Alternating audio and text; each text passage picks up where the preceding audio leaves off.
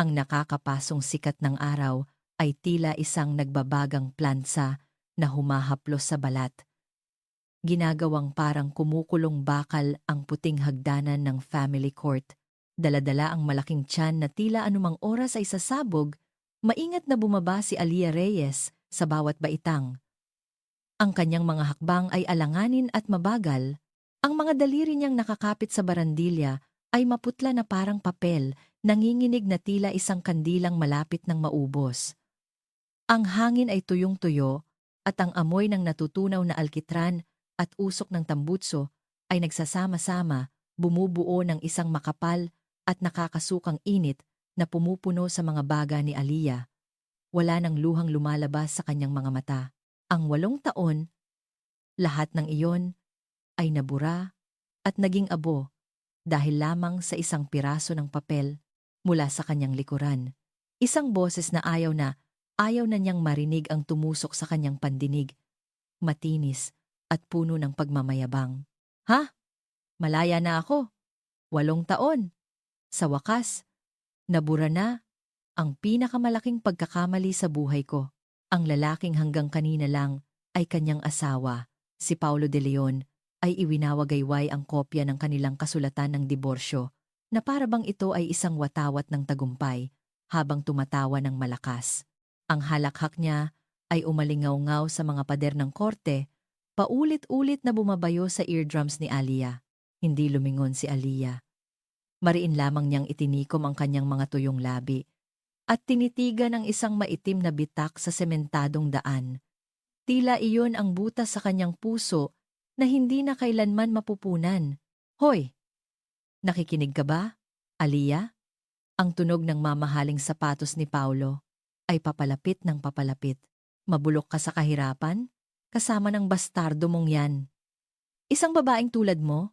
Walang kuwenta, walang ibubuga. Sa tingin mo ba may pupulot pa sayo? Ang bawat salita ay parang isang lasong palaso na bumaon sa buong katawan ni Alia. Sa tabi ni Paulo, nakakapit sa kanyang braso ang kerida nitong si Erica Sandoval na nakasuot ng isang matingkad at mabulaklak na bestida. Ang mukha ay puno ng pagwawagi. Ang braso ni Erica ay maputi at makinis. Isang malaking kaibahan sa magaspang na mga kamay ni Alia. Ang mga mata ni Erica ay malamig, na para bang tumitingin sa isang uod sa lansangan. Kawawa ka naman. Nagpabuntis ka pa, lalo lang gugulo ang buhay mo. Si Paulo, malaya na sa pabigat na tulad mo. Magsasama na kami at magiging masaya. Dumura si Erica sa tuyong lupa. Gumawa ito ng maliit na marka bago mabilis na natuyo sa init. Hindi sumagot si Alia. Wala na siyang salita o lakas na natitira. Pakiramdam niya ay binuhusan ng kumukulong tingga ang kanyang lalamunan. Ang tanging gusto niya ay ang makaalis sa lugar na iyon, ang simbolo ng kanyang kahihiyan at pagkatalo.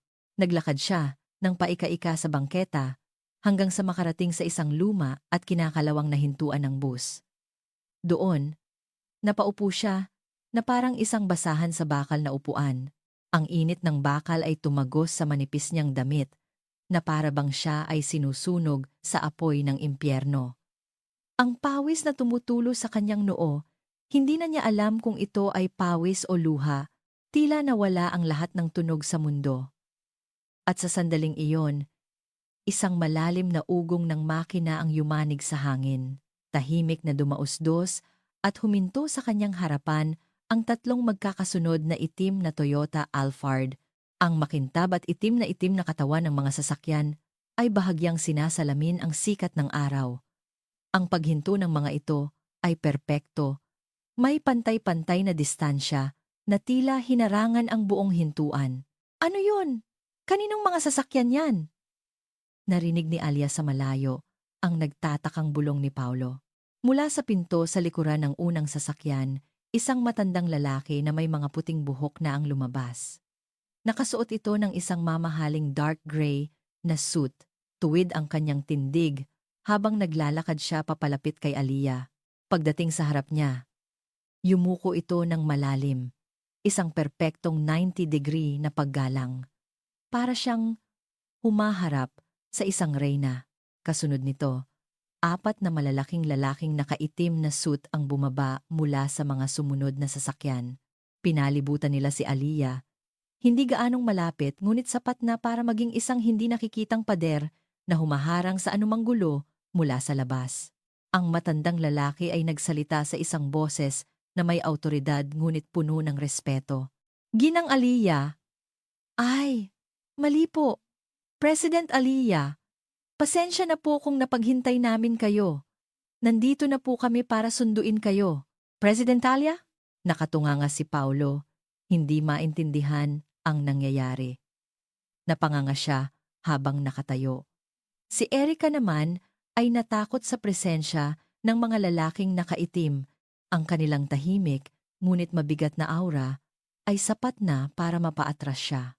Sa pag-atras, natapilok siya at napaupo sa lupa, dumumi ang kanyang mamahaling bestida. Ano to? Bakit ganito kainggrande para sa babaeng yan? Ang matandang lalaki, ang sekretaryo na nagngangalang Mr. Crisanto, ay kinuha ang luma at gasgas na bag ni Alia na para bang ito ay isang napakahalagang kayamanan gamit ang 2 kamay na nakasuot ng puting guwantes. Pagkatapos, binuksan niya ang mabigat na pinto ng Alphard at inilahad ang kanyang kamay upang alalayan si Alia sa pagsakay. Bago pumasok sa sasakyan, sa unang at huling pagkakataon, nilingon ni Alia si Paulo. Ang kahinaan at kawalan ng pag-asa sa kanyang mukha kanina ay ganap na naglaho, na para bang isang kasinungalingan. Ang naroon na lamang ay isang blankong ekspresyon, malamig na parang yelo sa North Pole. Ang kanyang mga mata ay hindi na nakatingin kay Paulo, kundi sa kawalan. Mr. De Leon? Sabi ni Alia. Yung kasulatan ng diborsyo na pinapirmahan mo sa akin? Basahin mo ulit ng mabuti. Daisy to! Aha? Ang boses niya ay mahinahon. Ngunit ito ay tila isang patalim na humiwa sa eardrums ni Paulo. Ang nag-iisang pagkakataon sa buhay mo na sana'y mag-aangat sa'yo. Ikaw mismo ang pumutol. Hindi pa rin maintindihan ni Paulo ang kahulugan ng mga salitang iyon. Ang pinto ng Alphard ay nagsara na may mabigat na tunog na parang pinto ng isang bank vault. Ang tinted na bintana ay dahan-dahang umakyat. Ang convoy ng mga sasakyan ay umalis ng marahan, na para bang nang-iinsulto sa luma at mumurahing kotse ni Paulo, at mabilis na naglaho sa gulo at alikabok ng syudad. Naiwan sina Paulo at Erica, hindi pa rin makapaniwala sa nangyari. Ngunit ang mga huling salita ng babae at ang pangalang Arya ay nagdulot ng isang malamig na kaba sa likod ni Paulo. Imposible. Hindi maaari. Isa lang siyang hamak na may bahay na walang magagawa kung wala ako. Bakit siya nakasakay sa ganoong klaseng sasakyan? Bakit tinawag siyang president ng sekretaryong iyon na tila galing sa ibang mundo? Ang sagot sa mga tanong na iyon ay ang tunog ng pagbukas ng pinto ng impyerno. Ibalik natin ang orasan. 7 buwan ang nakalipas. Isang malamig na umaga ng tag-ulan. Si Alia ay labis na pinahihirapan ng matinding paglilihi. Ang kanyang katawan at isip ay pagod na pagod na. Ang pakiramdam ng duduwal mula sa kaibuturan ng kanyang sikmura ay hindi na niya mapigilan. Paulit-ulit siyang napapaluhod sa malamig na sahig ng banyo na kayakap sa inidoro. Ang lamig ng tiles ang tanging nagbibigay ginhawa sa kanyang namumulang pisngi. Nang araw na iyon, habang nakasandal siya sa lababo na may maputlang mukha, bumukas ng malakas ang pinto sa kanyang likuran. Hanggang kailan ka mag-iinarte diyan? Pagbubuntis lang yan. Hindi ka mamamatay. Wala kang silbi. Ang biyena niyang si Josefina de Leon ay nakatayo doon, nakatingin sa kanya ng may pandidiri. Sa mga kamay nito, may hawak na isang malaking basket ng mga gulay para sa handaan na magaganap. Ang amoy ng mga hilaw na sangkap ay lalong nagpasama sa pakiramdam ni Alia. Huwag kang magkunwaring may sakit. Tumayo ka dyan at tulungan mo ako. Darating ang buong angkan ng De Leon ngayon. Ito ang pinakamahalagang araw ng taon para sa atin. Pagkasabi niyon, ibinagsak ni Josefina ang basket sa paanan ni Aliyah. Ilang patatas ang gumulong at tumama sa kanyang mga paa.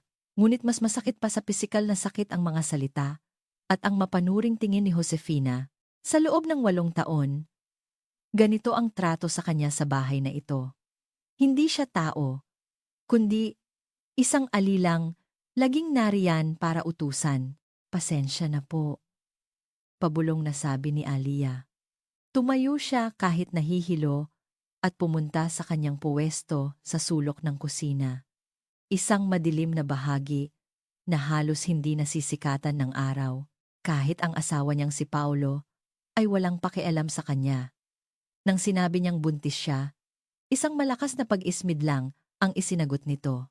Ano? Seryoso ka? Sa lahat ng oras? Ngayon pa?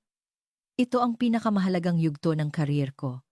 Baka ako na ang mapili bilang leader ng bagong proyekto sa kumpanya. Magiging pabigat lang ang bata. Dagdag gastos pa. Walang ni isang salita ng pagbati. Tila ang sanggol sa sinapupunan niya ay isang tumor na sisira sa kanyang magandang kinabukasan. Ang kalungkutan ni Aliyah ay palalim ng palalim sa loob ng nakakasukang bahay na iyon. Ang sanggol sa kanyang sinapupunan, ang tanging liwanag sa kanyang madilim na mundo kapag walang nakatingin. Palihim na kinukuha ni Aliyah ang kanyang smartphone mula sa bulsa ng kanyang apron na may bahid ng mantika. Isang lumang modelo, in-unlock niya ito at gamit ang sanay na mga daliri, binuksan ang revenue management page ng isang website nang makita ang mga numero roon. Mariin niyang kinagat ang kanyang labi. Ang timbangan ng katarungan. Ito ang pamagat ng web novel na isinusulat niya sa ilalim ng pangalang Arya. At ang mga numerong nakikita niya sa screen ay ang hindi kapani-paniwalang kita na nalilikha nito. Ang bilang ng mga subscriber na nagbabayad para basahin ito ay patuloy na tumataas araw-araw. Binabasag ang record ng nakaraang araw. Ang mga digit ay nadaragdagan ng nadaragdagan sa bilis na hindi na makatotohanan. Habang hinahaplos ng daliri ni Aliyah ang mga numero, isang malamig na apoy ng determinasyon ang nagsimulang mag-alab sa kanyang dibdib. Kung mayroon ako nito, kung mayroon akong perang ito, poprotektahan ko ang anak ko.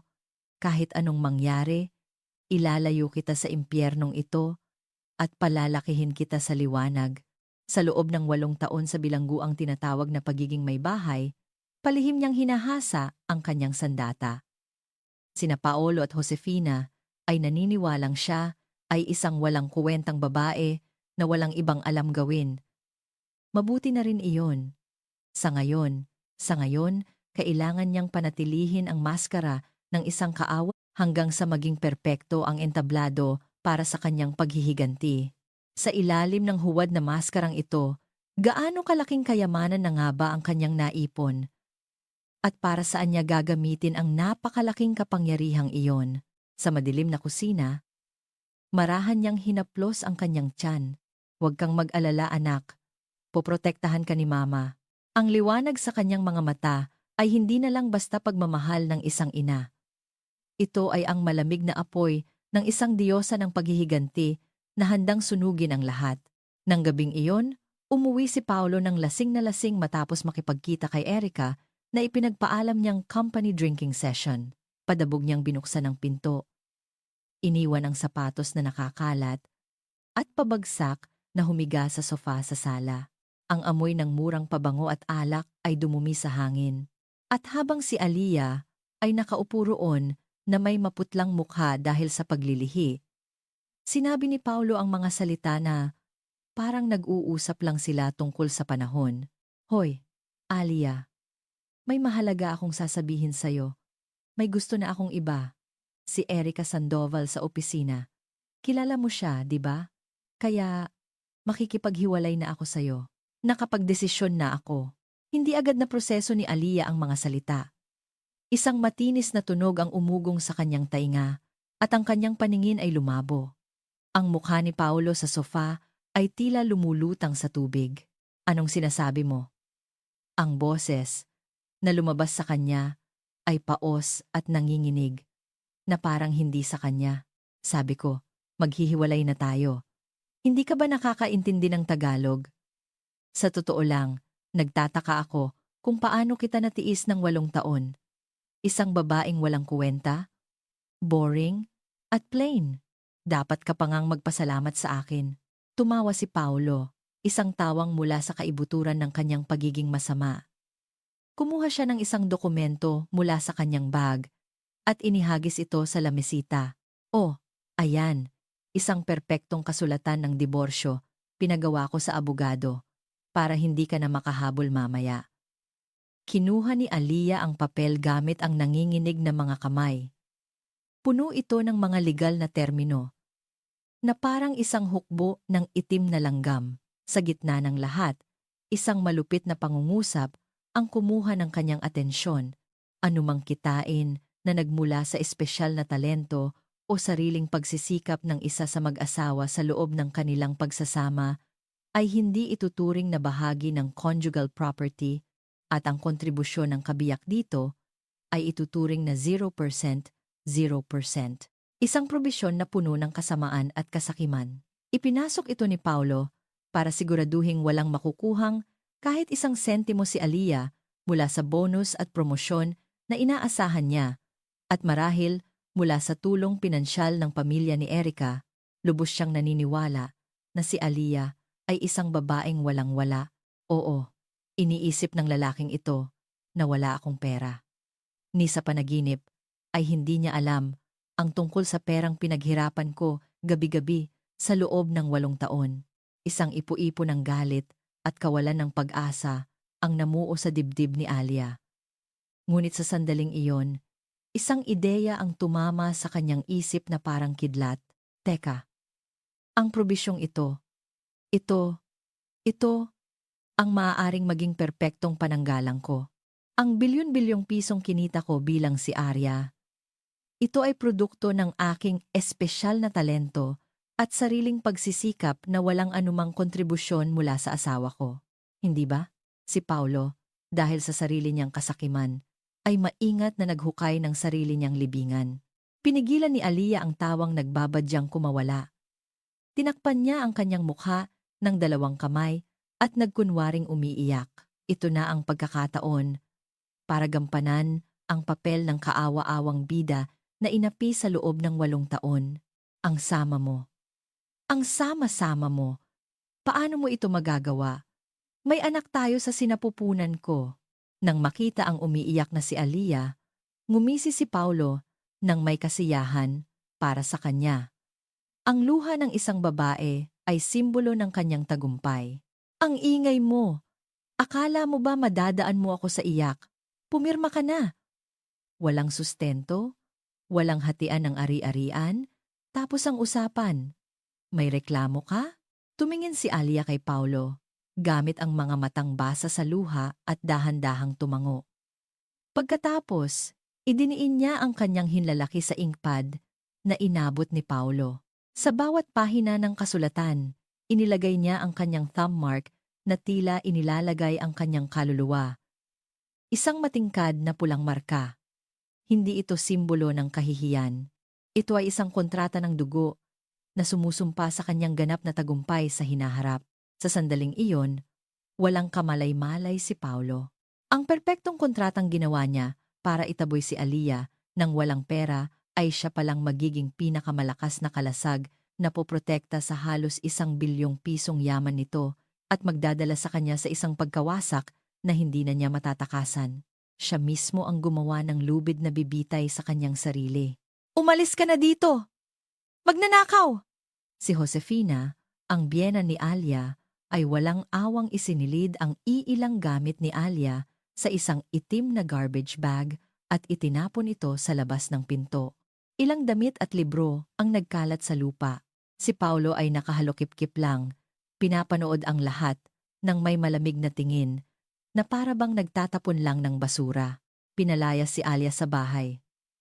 Ngunit wala nang bakas ng kawalan ng pag-asa sa kanyang mga mata. Lahat ay nangyayari ayon sa kanyang perpektong script. Umiiyak na nagsinungaling si Aliyah kina Paulo at Josefina na manunuluyan siya sa isang maliit na apartment ng isang kaibigan. Sinadya niyang ibigay ang isang address sa isang malayong at mahirap na lugar sa Tondo, isang lugar na alam ni Paulo. Ginawa niya ito para tuluyan silang makampante at maliitin siya bilang isang talunan sa buhay. Mag-iingat ka, kahit mukhang imposible para sa'yo. Pang-iinsulto ni Paulo habang paalis si Alia. Pumara ng taxi si Alia. Ngunit ang destinasyong sinabi niya sa driver ay hindi ang apartment sa Tondo. Ang taxi ay huminto sa harap ng isang napakataas at napakagarang kondominium sa Bonifacio Global City, BGC. Sa grandiosong lobby na gawa sa salamin, isang doorman ang nakatayo. Pagbaba ni Alia sa taxi, isang concierge ang magalang na sumalubong sa kanya at yumuko. "Hinihintay po namin kayo, Miss Reyes."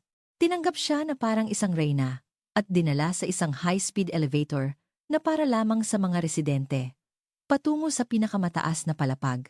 Pagkatapos ng mabilis na pag-akyat, bumukas ang pinto at doon ay naghihintay si Mr. Crisanto na may mahinahong ngiti.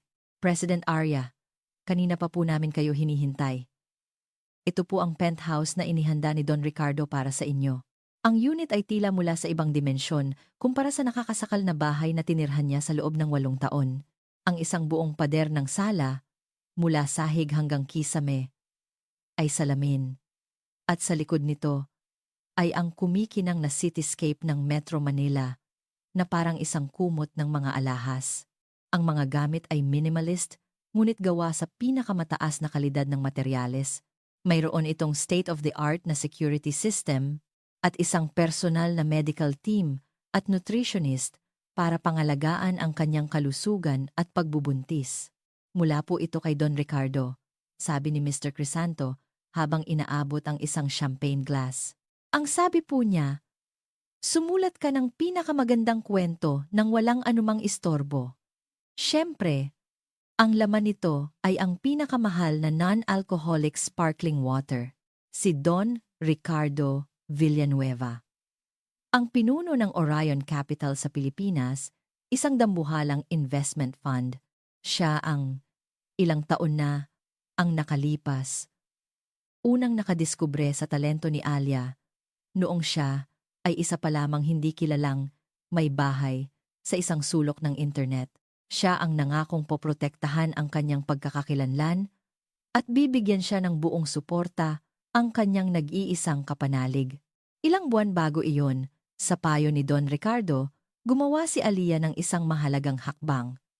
Itinatag niya ang Arya Entertainment, isang korporasyon na idinisenyo para itago ang kanyang tunay na pagkakakilanlan. Ang nakapangalan bilang presidente ay isang kilalang at magaling na abogado na ipinakilala ni Don Ricardo.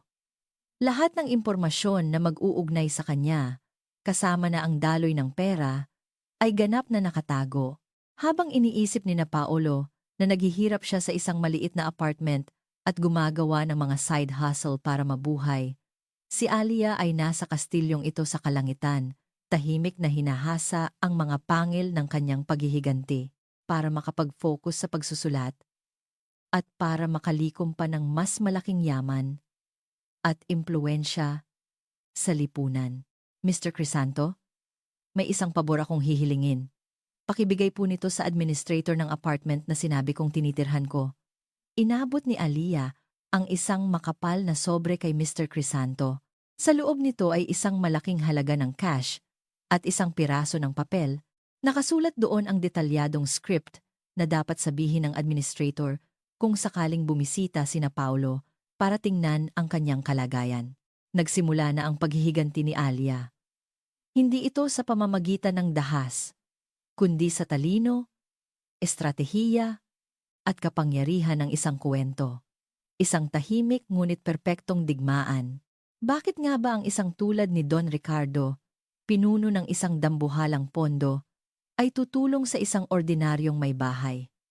Ano ang kanyang tunay na motibo? At ano ang nakatagong nakaraan sa pagitan nila ni Alia? Kapag ang sagot sa mga tanong na iyon ay nabunyag, ang paghihiganti ay aabot sa isang bagong antas. Ilang linggo na ang lumipas mula nang lumipat si Alia sa kanyang kastilyo sa kalangitan. Sina Paulo at Erica ay kumikilos na tila sila na ang nagmamay-ari ng bahay, walang pakundangan. Paolo, tingnan mo to. Dami palang damit dito ni Alia. Ew! Ang babaduy! Paano niya nasusuot to? Hinila ni Erica ang iilang damit ni Alia mula sa sulok ng aparador at inihagis sa sahig na parabang mga basahan. Itapon mo na lahat yan. O kaya ibenta natin sa carousel. Gamitin natin ang pera para kumain sa labas.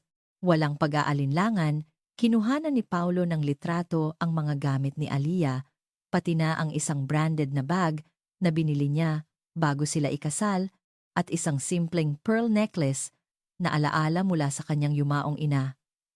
At ipinagbenta ang mga ito sa napakamurang halaga.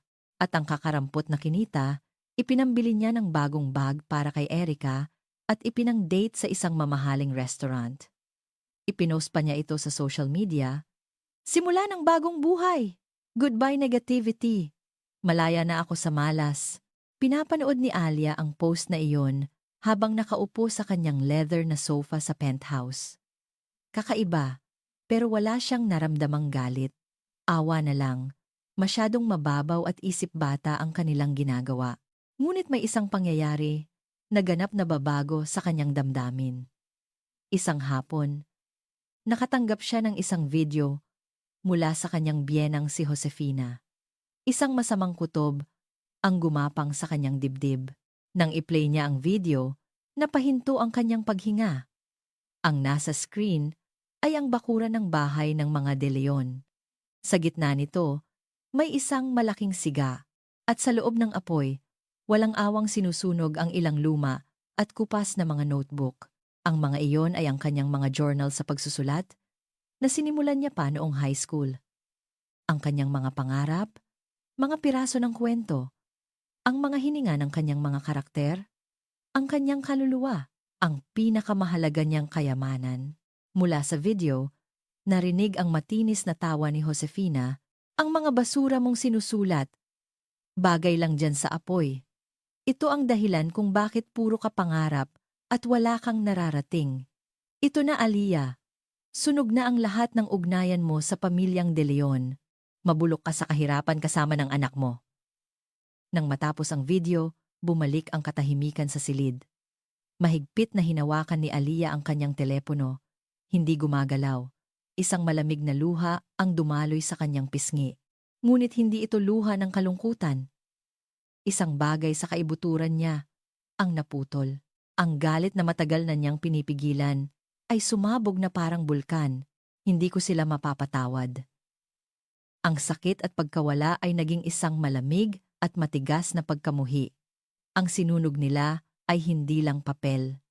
Sinunog nila ang kanyang puso, ang kanyang kaluluwa. Gamit ang nanginginig na daliri, tinawagan niya ang kanyang abogado.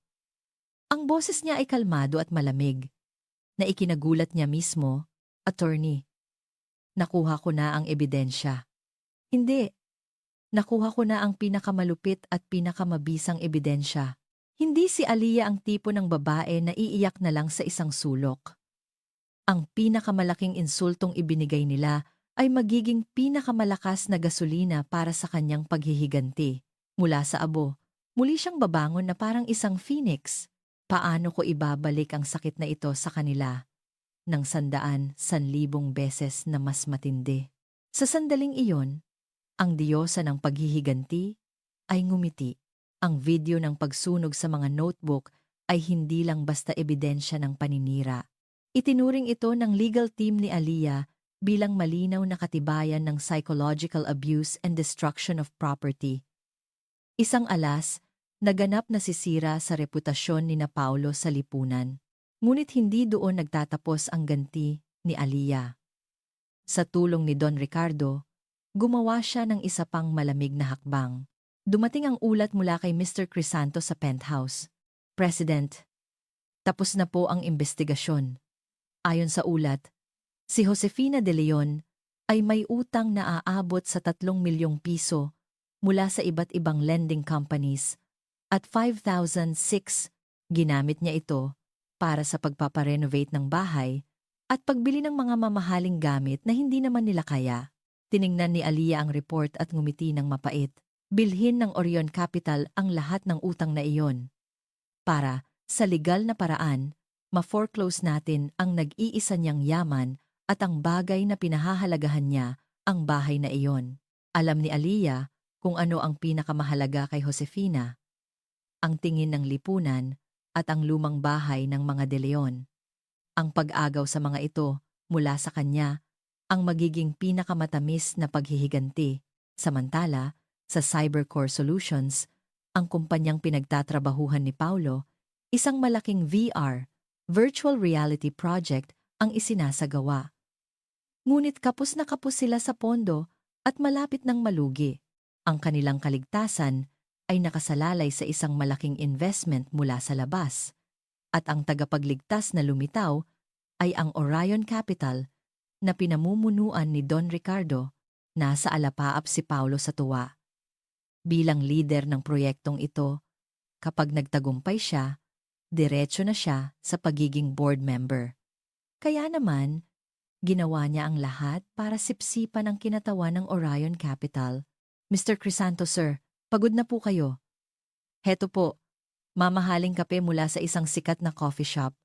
Inabot ni Paulo ang isang gift box na may peking ngiti. Ang kausap niya ay ang mismong tao na yuyuko sa harap ni Aliyah sa korte ilang buwan mula ngayon. Siyempre, hindi pa niya kilala si Mr. Crisanto. Para sa kanya, isa lang itong napakahalagang tao na susi sa kanyang tagumpay. Hindi pinansin ni Mr. Crisanto si Paulo na para bang isa lang itong bato sa daan. Malamig niyang sinabi ang mga kondisyon ng kontrata. Bilang paunang bayad, kailangan ninyong mag-produce ng collateral na nagkakahalaga ng 50 milyong piso. At kung magtagumpay ang proyekto, ang komisyon namin ay 30% ng kabuuang kita. Kung hindi ninyo matatanggap ang mga kondisyong ito bago matapos ang linggo, malaya kayong humanap ng ibang investor. Iyon ay mga kondisyong halos demonyo sa pagiging hindi makatarungan. Ngunit walang pagpipilian ang Cybercore Solutions kundi tanggapin ang mapanganib na kontrata. Lahat ng utos ay nagmumula sa kastilyo sa kalangitan, mula kay Aliyah. Ito ay isang detalyado at tusong bitag para dahan-dahan ngunit tiyak na gipitin ang kumpanya ni Paulo mula sa loob at labas. Walang kamalay-malay si Paulo na ang kanyang kinabukasan ay nasa mga palad ng asawang minsan niyang minamaliit na parang alipin.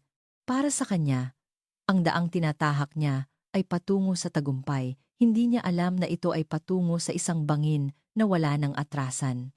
Ang susi sa tagumpay ng VR project ng Cybercore Solutions ay ang makuha ang exclusive rights para gawing laro ang pinakabagong obra ng misteryosong henyong manunulat na si Arya, ang timbangan ng katarungan na isa ng social phenomenon. Paolo, sa'yo ko ipinagkakatiwala ang misyong ito. Ang kapalaran ng kumpanya ay nakasalalay sa'yo. Utos ng kanyang boss. Naging desperado si Paulo. Kung makakausap niya si Arya, magiging bayani siya ng kumpanya. Ginamit niya ang lahat ng koneksyon at paraan para hanapin si Arya. Ngunit ang pagkakakilanlan ni Arya ay ang pinakatatagong sikreto sa mundo ng publishing. Walang nakakaalam kung sino siya, anong edad o kasarian. Sa kanyang pagkabigo, nagpadala si Paulo ng sunod-sunod na mensahe sa opisyal na social media account ni Arya. Miss Arya, ako po si Paulo De Leon mula sa Cybercore Solutions. Lubos po akong humahanga sa inyong talento. Sana po ay mabigyan ninyo ako ng pagkakataong makausap kayo. Mula sa kanyang penthouse, binabasa ni Aliyah ang mga mensaheng iyon habang umiinom ng malamig na iced tea na may blankong ekspresyon.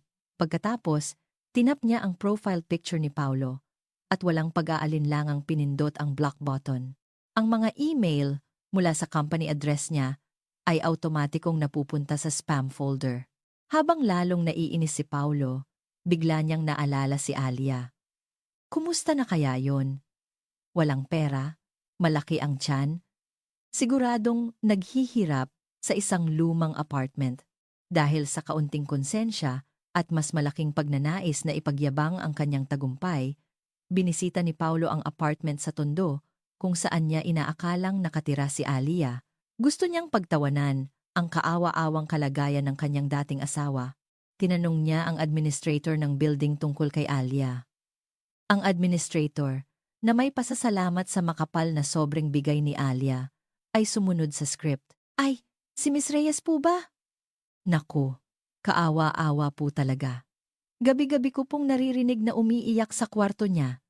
Hindi lumalabas ng bahay, laging may sinusulat. Siguro po ay labis na dinamdam ang pag-iwan ng asawa niya. Kawawa naman. Buntis pa naman, isang pangit na ngiti ang sumilay sa labi ni Paulo. Sabi na nga ba, hindi siya mabubuhay nang wala ako. Umiiyak habang kumakayod para sa kakarampot na kita. Nakakatawa. Umalis si Paulo na may buong kasiyahan. Hindi niya alam na ang babaeng labis niyang kinakaawaan ay ang mismong henyong manunulat na si Arya, na desperado niyang hinahanap. Masyado siyang mangmang, at ang kamangmangang iyon ang magiging pinakamakapal na lubid na sasakal sa kanyang leeg. Ang balitang binisita ni Paulo si Alia ay agad na nakarating kay Erika. Ano? Bakit mo kailangang puntahan ang walang kuwentang babaeng yon? Nagsisigaw si Erika sa selos. Ang apoy ng kanyang hinala na may nararamdaman pa si Paulo para kay Alia ay sumunog sa kanyang katinuan. Hindi! Nagkakamali ka! Tiningnan ko lang kung gaano siya kahirap. Maniwala ka sa akin, Erika. Ikaw lang ang mahal ko. Ngunit hindi na napigilan ang galit ni Erika. At gumawa siya ng isang bagay na walang sinuman ang nag-utos. Nang gabing iyon, mag-isa siyang pumunta sa apartment sa Tondo. Sa harap ng kinakalawang na pinto ng kwartong tinitirhan daw ni Alia, kinuha niya ang isang latang pulang spray paint mula sa kanyang bag at isinulat sa malalaki at pangit na letra. Mamatay ka na! Pulubi! Ngumiti siya ng may kabaliwan at tumakbo palayo. Ngunit hindi niya napansin ang isang maliit at high definition na hidden camera sa kisame ng madilim na pasilyo na ipinakabit ni Mr. Crisanto. Ilang araw na ang nakalipas, isang maliit na pulang ilaw, ang tahimik na kumukurap. Kinabukasan, sa sikat na family restaurant na pag-aari ng pamilya ni Erika, puno ng tao ang lugar. Biglang naputol ang palabas sa malaking TV sa gitna ng kainan at napalitan ng isang malinaw na video. Ang nasa screen ay ang pamilyar na pasilyo ng apartment at ang sarili niyang mukha na may malademonyong ekspresyon habang nagsusulat sa pinto. Ano yan? Napasigaw ang nanay ni Erika. Ang kanyang ama ay nabitawan ang hawak na tray. Nagsimulang magbulungan ang mga customer. Teka, di ba si Erika yan? Anak ng may-ari? Grabe naman. Sa buntis pa ginawa yan. Paulit-ulit na ipinakita ng video ang eksena, naka-slow motion pa. Pagkatapos, ipinakita sa isang itim na screen ang mga cellphone number ng mga magulang ni Erika at ang telepono ng restaurant. Pagkatapos ay biglang natapos. Ito ay isang tahimik, ngunit napakalupit na sorpresa mula kay Alia. Ang restaurant ay agad na nagkagulo. Ang mga tingin ng pagkadiri mula sa mga suki, ang walang tigil na tawag ng galit at panunumbat. Ang mga magulang ni Erika ay namutla sa kahihiyan. Nang araw ding iyon, napilitan silang magsara, na may nakasulat na temporarily closed. Pinalaya sa sariling bahay, umiiyak na tumakbo si Erika kay Paulo. Paulo, tulungan mo ako. Ikaw na lang ang meron ako. Naiinis man. Hindi na niya nagawang palayasin si Erika. Ngunit ang hindi alam ni Erika, ilang buwan na ang nakalipas sa mga papeles na pinapirmahan sa kanya ni Paulo, na sinabi nitong formalidad lang, may isang maliit na probisyon na nagsasabing siya ang magiging co-guarantor sa dambuhalang utang ng Cybercore Solutions mula sa Orion Capital. Ang daan patungo sa kanyang pagkawasak ay nagsisimula pa lamang at ang kwento ay babalik sa araw ng katapusan. Sa harap ng mainit na family court. Matapos laitin na mabulok sa kahirapan, Naglakad si Aliyah patungo sa hintuan ng bus at doon dumating ang tatlong itim na Alphard. Bumaba si Mr. Crisanto at yumuko ng malalim. Ang surreal na eksena. President Arya, nandito na po kami para sunduin kayo. Hindi makapaniwala si Paulo. Arya, ang kaparehong pangalan ng henyong manunulat na desperado niyang hinahanap para sa kumpanya. Hindi, imposible, sa kanyang pagkalito. Sinadyang ihulog ni Mr. Crisanto ang isang business card malapit sa paa ni Paulo. Dinampot ito ni Paulo, ang nakasulat doon, sa isang eleganteng font, ang nagpatigil sa pagtibok ng kanyang puso. Crisanto Reyes, Chief of Staff, Orion Capital, Philippines, Orion Capital. Ang dambuhalang investment fund na may hawak sa kapalaran ng kanyang kumpanya. Bakit ang Chief of Staff nila ay yumuyuko kay Aliyah? Bakit niya ito tinatawag na President? Ang mga piraso ng puzzle ay mabilis na nabuo sa kanyang isipan. Si Aliyah. Ay, si Arya. Ang asawa niyang tinrato na parang alipin sa loob ng 8 taon, ang plain at walang kuwentang babae. Hindi. Isang paos na tinig ang lumabas sa bibig ni Paulo. Pakiramdam niya ay dinurog ang kanyang puso ng isang kamay na gawa sa yelo. Sa sandaling iyon, bago sumakay sa sasakyan, inihagis pabalik ni Aliyah sa kanya ang kasulatan ng diborsyo na hawak niya. Tumama ito sa kanyang dibdib at nahulog sa lupa. Dahil sa kontratang yan, Mr. De Leon, sabi ni Aliyah, ang boses ay wala ng emosyon. Ang bilyon-bilyong pisong yaman ko, wala kang makukuhang kahit 1 sentimo. Ang probisyon na idinagdag mo dahil sa sarili mong kasakiman ang tungkol sa espesyal na talento. Iyon mismo ang perpektong nagprotekta sa lahat ng ari-arian ko. Maraming salamat. Ikaw pala ang pinakamagaling kong abogado. Bilyon-bilyon? Hindi na gumagana ng maayos ang isip ni Paulo. Ang babae sa harap niya ay hindi na ang Aliyah na kilala niya. Isa na siyang ibang nilalang. Isang nakakatakot na nilalang. Nagsara ang pinto ng Alphard. Nawala ang convoy. Napaluhod si Paulo sa lupa. Ngayon lang niya napagtanto ang laki ng kanyang pagkakamali. May hawak siyang isang dambuhalang diamante. Ngunit inakala niyang isa lang itong ordinaryong bato at itinapon niya sa basurahan. Hindi lang itinapon, paulit-ulit niya itong dinurog at inapakan. Habang nakaupo sa mainit na aspalto, naramdaman niyang gumuho ang mundo sa kanyang paanan. Gumuho ang kanyang buong buhay. Ang araw ng paghuhukom ay nagsimula na. Sa isang paraang napakatingkad at napakalupit. Ang kanyang impyerno ay nagsisimula pa lamang. Kinabukasan, matapos mabunyag ang pagkatao ni Aliyah, ang mundo ni Paulo ay literal na naging impyerno. Una, ang kumpanya ay inagaw. Ginamit ng Orion Capital ang paglabag ng Cybercore Solutions sa kanilang kontrata para ganap na kontrolin ang pamamahala nito. Sa isang gabi, ang kumpanya ay naging pag-aari na ni Aliyah. Pagdating ni Paulo sa opisina, ang naghihintay sa kanya ay ang kanyang desk na nakatapon sa gitna ng pasilyo. Ang mga gamit niya ay nakakalat sa sahig. Ang kanyang mga katrabaho ay nakatingin sa kanya mula sa malayo, nang may malamig na mga mata. Mr. Paulo De Leon? Simula ngayong araw, tinatanggal ka na sa trabaho. May hinala kaming sinusubukan mong ibenta ang mga sikreto ng kumpanya sa aming kakumpetensya. Isang abogado mula sa Orion Capital ang malamig na nag-abot sa kanya ng isang papel. Siyempre, walang katotohanan iyon. Lahat ay bahagi ng perpektong script ni Aliyah. Kasabay nito, dumating ang mga sheriff sa bahay ng mga De Leon. Ang mga branded na plato at antik na muebles na binili ni Josefina para lang sa pagpapakitang tao ay isa-isang nilagyan ng pulang sticker ng repossessed. Wag! Wag niyong galawin yan! Pag-aari yan ng mga De Leon!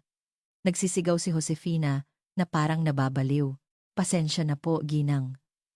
Ang pagmamay-ari ng lupa at bahay na ito ay nailipat na sa Orion Capital. At ang kasalukuyang may-ari ng property na ito, tiningnan ng sheriff ang kanyang mga papeles, ay si Miss Alia Reyes, ang taong minsan ninyong pinalayas. Nang marinig iyon, nawalan ng kulay ang mukha ni Josefina. Bumagsak siya na parang isang manikang naputulan ng tali. Ang pagkawasak ay umabot din kay Erica. Dahil sa pagkalugi ng Cybercore Solutions, bilang co-guarantor, siya ang naiwang may utang na daan-daang milyong piso.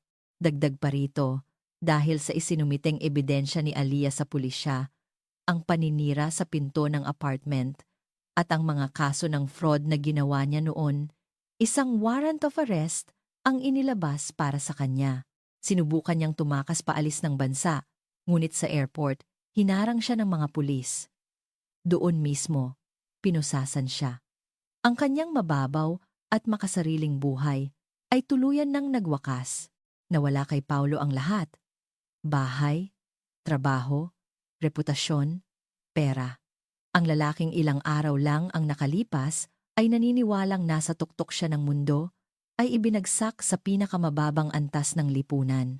Habang naglalakad sa ilalim ng ulan, tiningnan niya ang bahay kung saan minsan siyang namuhay na parang hari. Wala nang mainit na ilaw doon. Huli na ang lahat para sa pagsisisi, at ang tunay na impyernong inihanda ni Alia para sa kanya ay nagsisimula pa lamang. Samantala, si Alia ay nasa isang mamahaling postnatal care facility. Payapang hinihintay ang pagsilang ng kanyang anak. Ang malambot na sikat ng araw mula sa malaking bintana ay nagbibigay init sa kanyang tiyan. Dumating si Don Ricardo para bisitahin siya. May dalang isang maliit at eleganteng kahon. President Arya, kumusta ang pakiramdam mo? Binabati kita. Ito ay isang maliit na regalo mula sa akin at mula sa Orion Capital. Ang aming unang investment sa isang henyo sa hinaharap. Ang laman ng kahon ay isang malaking bilang ng shares mula sa isang sikat at mamahaling international baby brand. Ang anak ni Alia, bago pa man isilang, ay isa ng milyonaryo. Maraming salamat po, Don Ricardo. Kung wala po kayo, hindi ko po ito magagawa. Umiling si Don Ricardo. Ang ginawa ko ay maliit na bagay lamang. Lahat ng ito ay dahil sa sarili mong lakas. Ang kwento mo ang nagpagalaw sa mundo.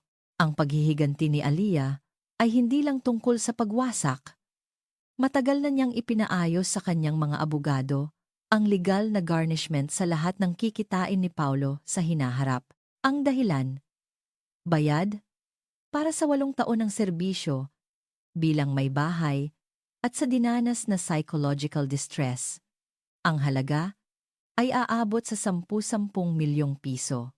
Kahit saan man magtrabaho si Paulo, lahat ng kikitain niya hanggang sa huling sentimo ay mapupunta kay Alia habang buhay. Sa mga panahong iyon, si Paulo ay nawalan na ng pag-asa. Naglasing siya sa isang parke at, sa kanyang pagkalango, pumunta sa apartment sa Tondo na inaakala pa rin niyang tinitirhan ni Alia. Paulit-ulit niyang sinipa ang nakasaradong pinto. Alia, lumabas ka dyan! Manloloko, buksan mo to! Sinungaling! Ibalik mo ang buhay ko! Dahil sa ingay, tumawag ng pulis ang mga residente. Dinakip si Paulo para sa destruction of property. Habang isinasakay sa police car, pinusasan ang kanyang nanginginig na mga kamay.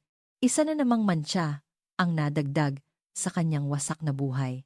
Ang buong eksena ay kinukunan ng isang high-tech na drone na ipinadala ni Mr. Crisanto. Ang live feed ay ipinadala kay Alia. Mula sa kanyang malambot na kama sa care facility, pinanood ni Alia sa tablet ang kaawa-awang kalagayan ni Paulo na may blankong ekspresyon. Pagkatapos, marahan niyang hinaplos ang kanyang tiyan. Malapit na tayong magkita. Aking munting anghel. Ang mundong makikita mo ay pupunuin ko lamang ng magagandang liwanag. Sa likod ng ngiti ng isang mapagmahal na diyosa, ang sigaw ng isang makasalanan ay wala ng sinumang nakakarinig. Ilang linggo ang lumipas, sa isang Grepen Hotel sa Maynila, ginanap ang press conference para sa movie adaptation ng nobela ni Alia, ang timbangan ng katarungan. Daan-daang reporter at kamera ang naroon. Sa parehong hotel, sa madilim na basement parking, isang lalaki na nakasuot ng maruming uniforme ang nagmamap sa sahig. Pagkatapos niyang makalaya sa piyansa, wala nang kumpanyang tumanggap sa kanya. Naging isa siyang janitor na arawan ang sahod, sapat lang para sa pagkain sa araw na iyon. Ang pagtatrabaho niya sa pinakamababang posisyon sa pinakamahalagang araw para kay Aliyah ay hindi isang pagkakataon. Ito ang pinakamalupit na entablado na inihanda ni Aliyah para sa kanilang muling pagkikita. Namatay ang mga ilaw at ipinalabas ang trailer ng pelikula sa isang dambuhalang screen. Isang spotlight ang tumutok sa entablado. Kasabay ng isang maringal na musika, isang babae ang dahan-dahang lumitaw. Si Alia Reyes, suot ang isang nagniningning na puting maternity gown na gawa sa pinakamahal na sutla. Hindi niya itinatago ang kanyang malaking tiyan. Sa halip, ipinagmamalaki niya ito. Ang kanyang itsura ay napakaganda at marangal. Napahinto ang paghinga ng lahat. Bumuhos ang flash ng mga kamera na parang isang bagyo. Mula sa isang sulok, pinanood ni Paulo ang hindi kapani-paniwalang eksena. Ang babaeng iyon, si Alia, ibang-iba na siya sa babaeng kilala niya, na laging nakayuko at mukhang mahirap. Isa na siyang bituin mula sa isang mundong hindi niya kailanman maaabot. Nang magsimula ang kinuha ni Aliyah ang mikropono. Sa kanyang paghakbang, naapakan ng kanyang kumikinang na sapatos na kristal ang isang maliit na basang bahagi sa sahig, kape na natapon ng isang kinakabahang staff. Walang pagbabago sa ekspresyon, itinaas ni Aliyah ang mikropono at sa isang boses na malamig na parang yelo na umalingaw-ngaw sa buong bulwagan, nagsalita siya habang nakatingin sa direksyon ni Paulo. Naku, ang dumi. Yung janitor diyan, pakipunasan nga ito agad. Baka madumihan ang mamahalin kong damit. Lahat ng mata ay napunta kay Paulo. Itinago niya ang kanyang mukha sa ilalim ng kanyang sombrero at, gamit ang nanginginig na kamay na may hawak na maruming basahan, gumapang siya papunta sa entablado. Sa harap ng daan-daang tao at 12 ng kamera, lumuhod siya sa paanan ng babaeng dati niyang asawa, sa paanan ng isang reyna, at desperadong pinunasan ng sahig. Mas maigi pa dyan. Madumi pa rin, sabi ni Aliyah, ang boses ay walang awa, ang tumutulo sa pisngi ni Paulo. Pawis ba o luha ng kahihiyan? Ito na, marahil ang pinakamatinding kahihiyan sa mundo. Ang kanyang maliit, ngunit napakatayog na pride ay nadurog sa sandaling iyon. Ang ikalawang yugto ng kanyang pagbagsak ay tahimik na nagsimula, habang paatras si Paulo na parang isang basahan. Ibinigay ni Aliyah ang huli at pinakamabigat na dagok. Humarap siya sa lahat at nagsalita ng malakas at malinaw. Mga kaibigan, ang pelikulang Ang Timbangan ng Katarungan ay base sa aking totoong karanasan. Natahimik ang lahat. Sa loob ng 8 taon, tinrato ako ng isang lalaki na parang alipin. Araw-araw niyang inaalis ang aking dignidad bilang tao. At nang malaman niyang nagdadalang tao ako sa anak niya, nakipagsabuatan siya sa kanyang kerida para palayasin ako sa aming bahay nang walang kahit isang sentimo.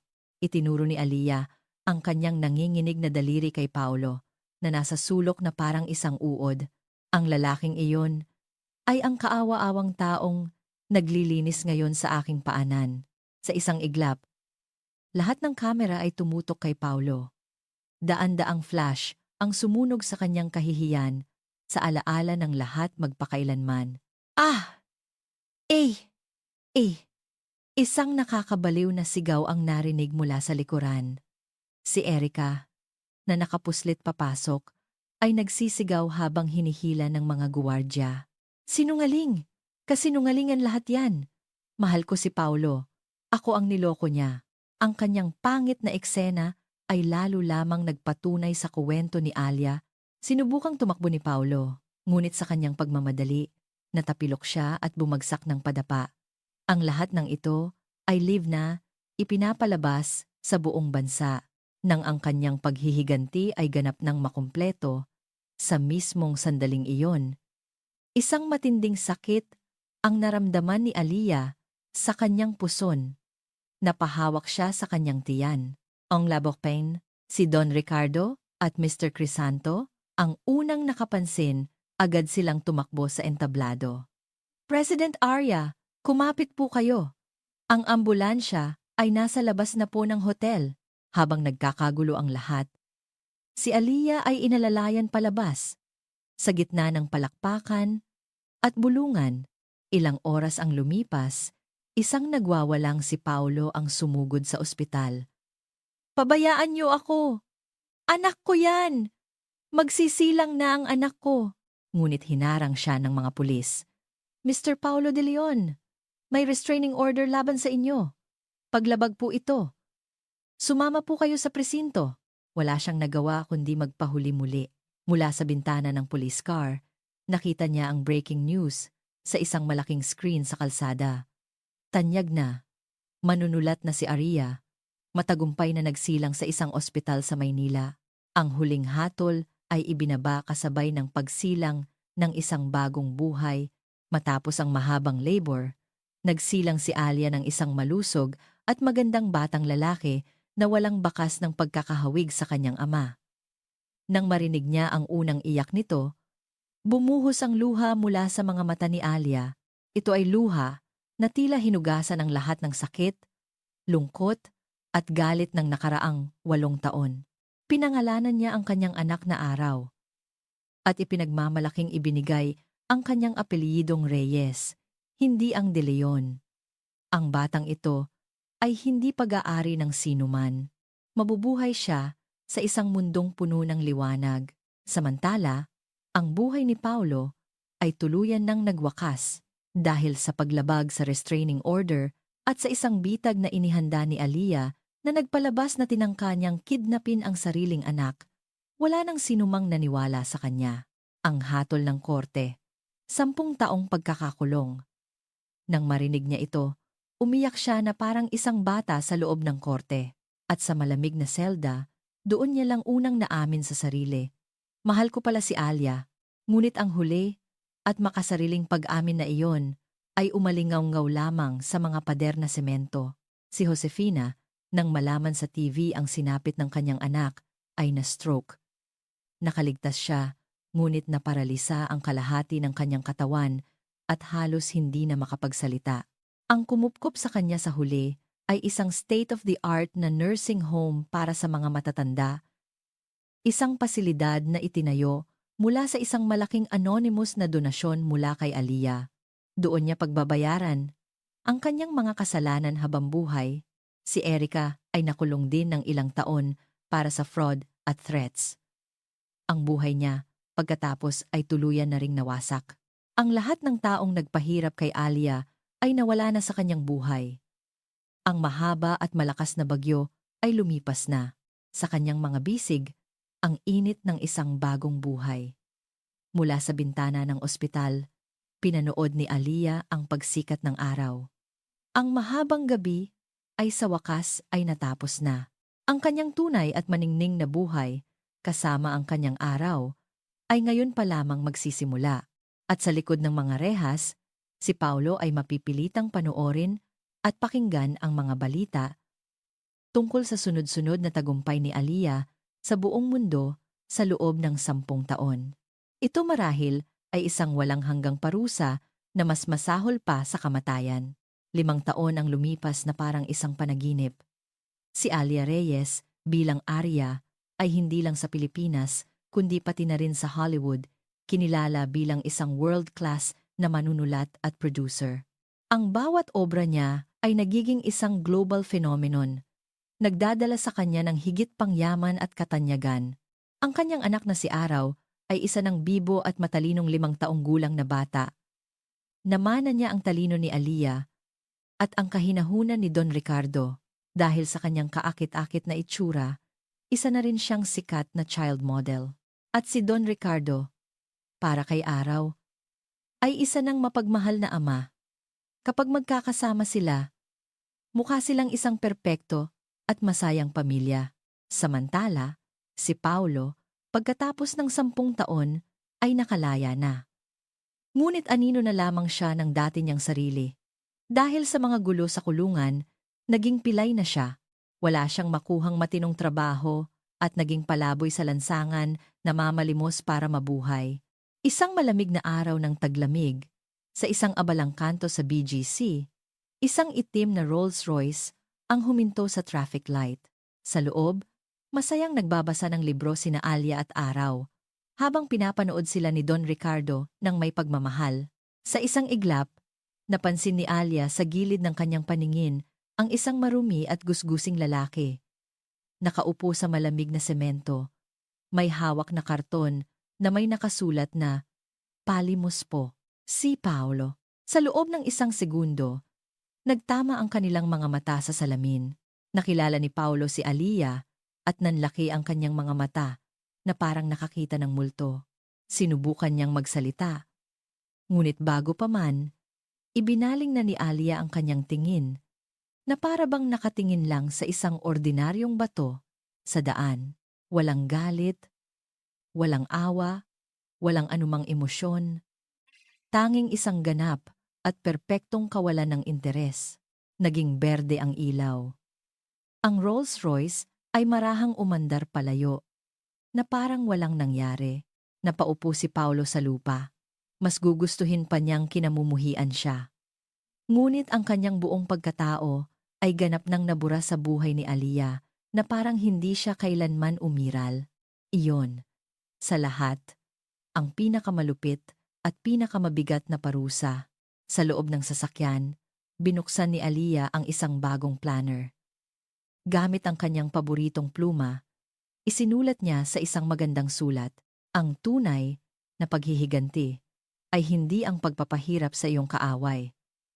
Ito ay ang maging sobrang saya na makalimutan mo na naging bahagi sila ng buhay mo. Sa labas, tahimik na bumabagsak ang nyebe na para bang binubura at tinatakpan ng puti ang lahat ng dumi ng nakaraan. Ang kuwento ng Reyna ay hindi pa tapos. Ngunit sa kanyang maningning na mundo, wala nang bakas ng anumang anino mula sa nakaraan. Sa wakas, nakamit na niya ang tunay na kalayaan.